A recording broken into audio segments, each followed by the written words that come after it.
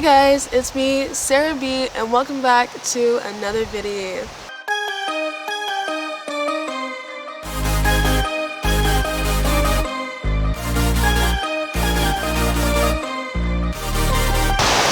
So, today's video, we are going to be talking about grief. I know it's a tough topic, but sometimes we just need to have those tough conversations and get them out of the way, just because they're good to have in your back pocket to know that you're not alone, you know? So, I'm gonna go over the stages of grief and relate to them in my life, what areas in my life, just how I've come to terms with certain things and certain stages in my life in the process of grief and the things that I'm grieving over. Now, if you haven't lost anyone in your life, like a significant other or a love that, if you haven't lost anyone that has been like a family member, think about losing a relationship, think about losing a friendship, think about losing something that was so important to you that it just kind of just left you. You can grieve those things as well. It's not just about death. It's about losing something that was so important to you and not getting it back again. So, it could be a job loss, it could be, again, a relationship, it could be any of those things. It doesn't have to be a physical person or a human being. Now, I'm going to break down the stages of grief, and the first stage of grief is shock and denial. Now, an area in my life that I have dealt with grief is the death of my grandfather, my papa. It happened almost 8 years ago. This month makes 8 years. So it's a tough month for me. I haven't really had the chance to properly deal with my grief because I have been in different states of mind during this time of month. Like, I have been having mental breaks, major depressive episodes, even just things that alter my brain, if that makes sense. So I haven't really had the opportunity to think upon happy memories of my papa. And yeah, so when he first passed in 2018, I was shocked. I was told the news and I just couldn't believe it. I couldn't believe it. He was just there. I didn't think that he would have crossed over to the afterlife. I thought that he was just taking a trip to the hospital. I thought that he was just getting a little checkup. I didn't think that he was gone. And I definitely was in denial because I just felt like there's no way he could be gone. There's no way that my papa left me. There's no way that he just up and left. Like, he was just here. He's a person that stays. He's a person that loves hard. He's a person that just shows up. So I didn't expect him to just leave like that. But one thing that is certain in this life is death. Don't know when, but that's one thing that is certain. And this is the first time, I was young, so it was the first time that I had to wrestle with the concept of death. So of course I wasn't thinking, oh, he's dead, now I need to go through the grieving process. No, I wasn't thinking that. The hospice, ladies or nurses talked to me about the process, what was going on, and how he was going to transition from being at home to essentially dying. And it was just hard to comprehend. So some emotions or things that come with the stage of shock and denial is numbness, fear, and confusion. I was confused all the time. I was numb majority of the time. And I was afraid all the time because I didn't know what to expect. I didn't know what was going to come next. So that is the first stage of grief. The second stage of grief is anger. You get mad. With me and my anger, I got mad, and I got mad at God. I know. It's bad of me, shame on me. But I think there's also a point in time where we also have a conversation with God, and it's out of anger. It could be about a certain situation. It could be about a death. It could be about how things are going in your life. It could be about anything. I feel like there's at least one point in your life where you were upset with God. And this was my time. This was my time because it was like, God, why did you take him away from me? God, why? God, why, if he was here, everything would be normal, everything would be back to happiness and rainbows and sunshine, but he's not here, so why did you take him away? It wasn't his time yet. Like, why did you take him away? And if you took him away, take me away. Because I want him here. I want to be with him. So take me away. I was angry. Yes, I went there. I went to a whole depressive state of mind. I was like, God, if he isn't here, I shouldn't be here at all.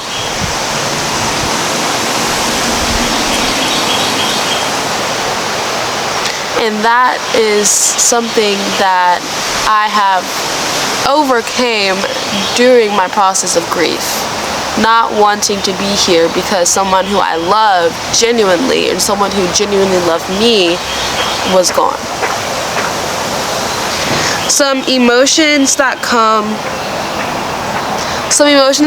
with anger is frustration, anxiety, irritation, and shame.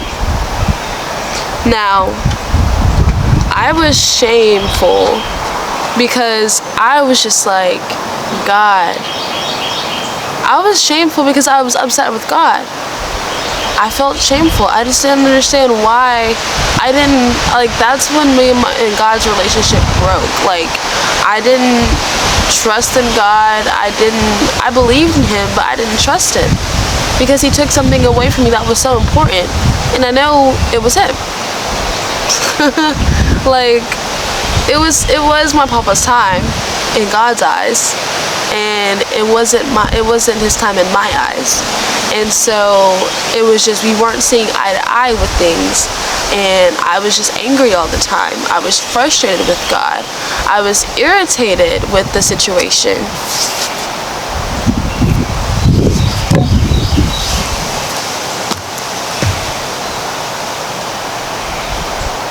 There are ants crawling on me. So sorry. I was irritated with the situation. I gained anxiety.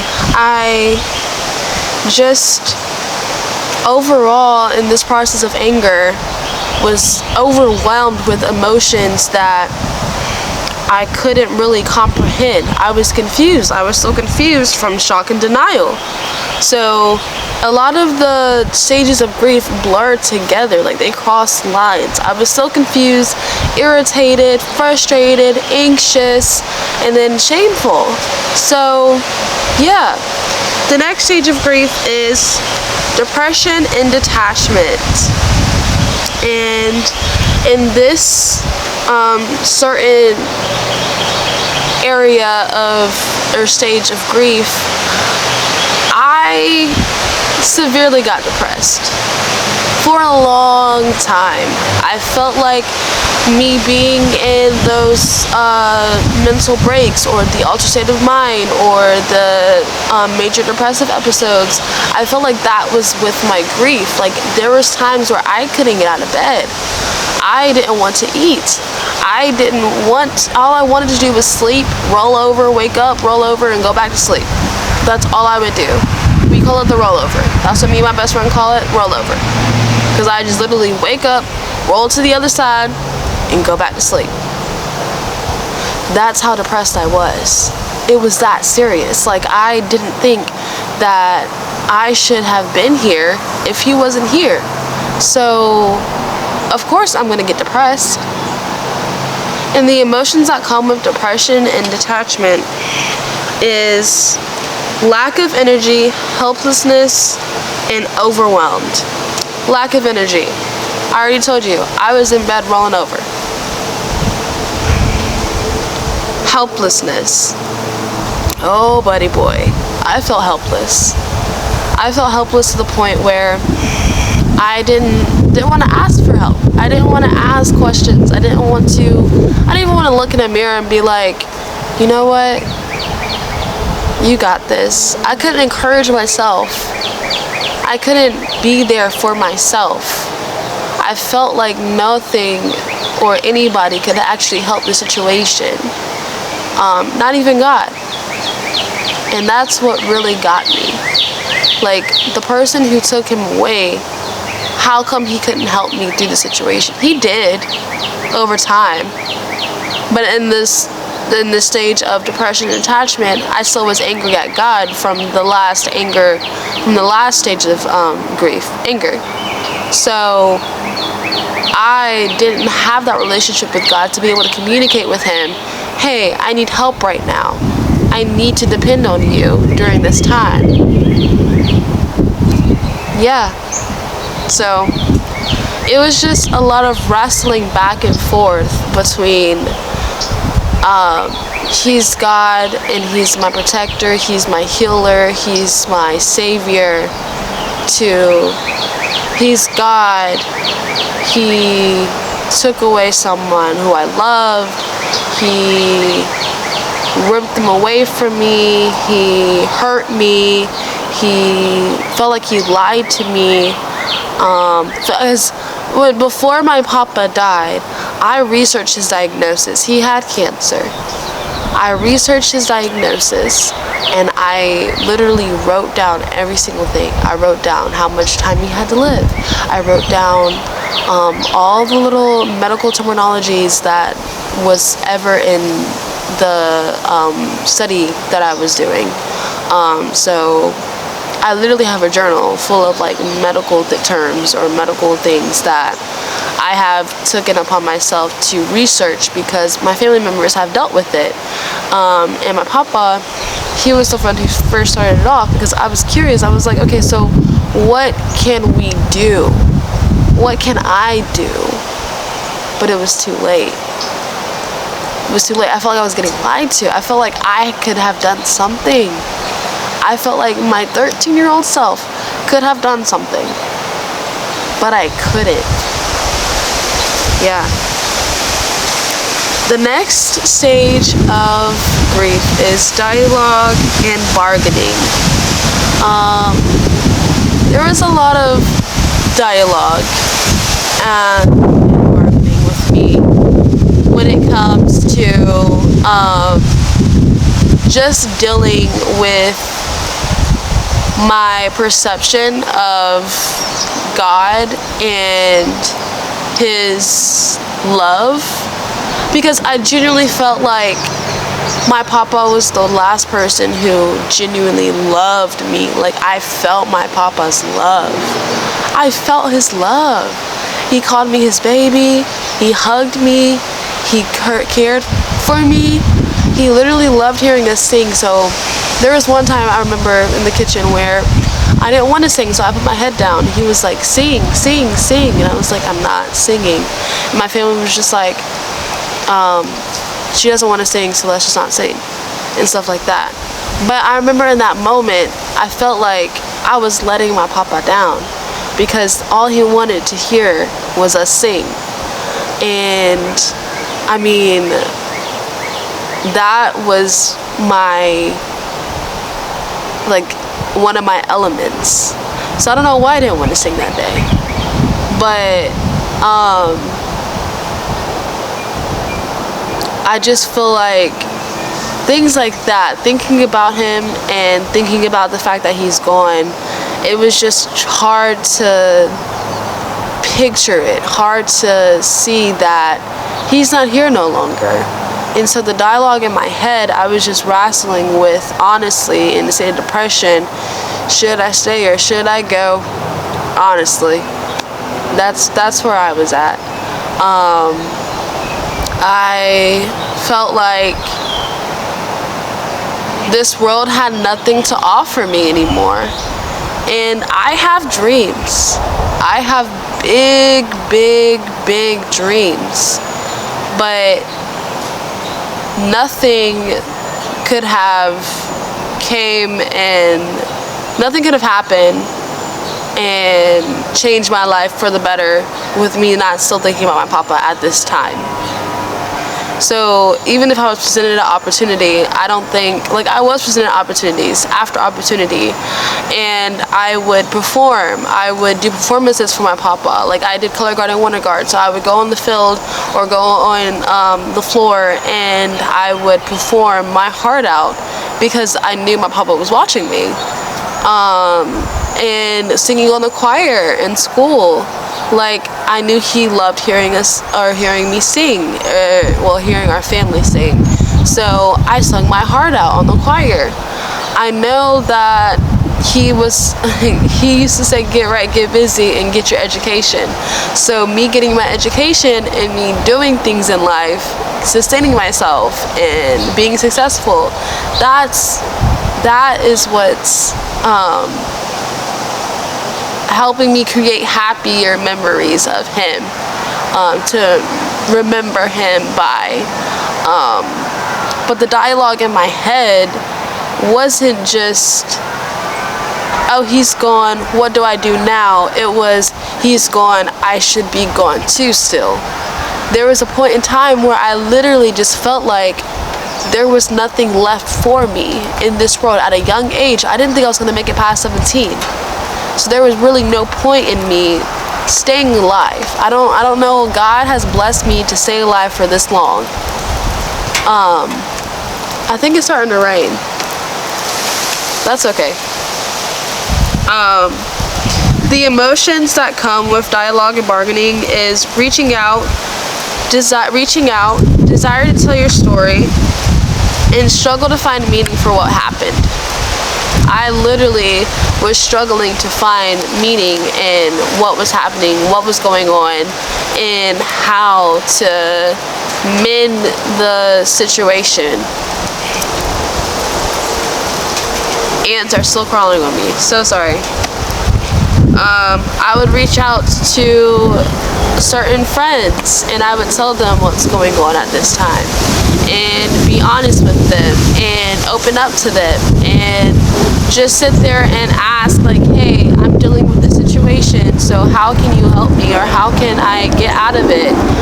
Because I was ready to be over. Now, let me tell you, I'm going over the processes of grief, but this happened in the span of 5 years. I'm still not over him. It took me 5 years to get to a point where I was at least content with myself. It took me 5 years. It did not take me a year or 2 months. Like, no, it's a process. Now, it's a process that's different for everyone. But yeah. And then I was struggling to find meaning in what happened. I was struggling to find my purpose. I was struggling to find what was the reason of him leaving. I was struggling to find what lesson, what thing is God preparing me for? Like, what was it? What was being formulated? What's being created in behind the scenes that I don't know about? I didn't understand. So, yeah. An area in my life that I am at the bargaining and dialogue stage is the fact that I was engaged, and I am now mourning that feeling or that life that I was going to have. So I'm trying to find purpose and meaning for what happened, like why things happened the way it happened. I'm reaching out to my best friend, trying to figure out, like, in my love life, what's going on, because I am grieving love. I am grieving love. Like, ever since my papa has passed away, I am grieving love. I'm trying to fulfill that love aspect in my life, and I just don't know how to. So, yeah. That's where another area in my life where I am dealing with dialogue and bargaining. The last stage of grief is, say it with me, acceptance. Yay! We made it to acceptance. Now, accepting doesn't mean that you're free from the pain. Sometimes you still have your bad days. Sometimes you feel as if you can go on, and sometimes you feel as if you can't. But you have accepted the fact that it happened, and we can now move on from it. I don't have any emotions tied to this, but I am proud to say that I am fully in acceptance of my papa's death. I feel like it took me a long time to get there. I feel like it took me some patience. It took me some refining. It took me some courage. It took me some believing. It took me some hoping. But yeah, it just took a lot to get to the point of acceptance. And I'm happy to say that I'm there. And you can be there too. It just takes time. It takes time to get to all of these stages of grief. Just know that God is with you throughout the whole entire time. Like for me, in my love situation, I feel like I should be facing or looking for God's love now, rather than looking for validation through males. For male validation.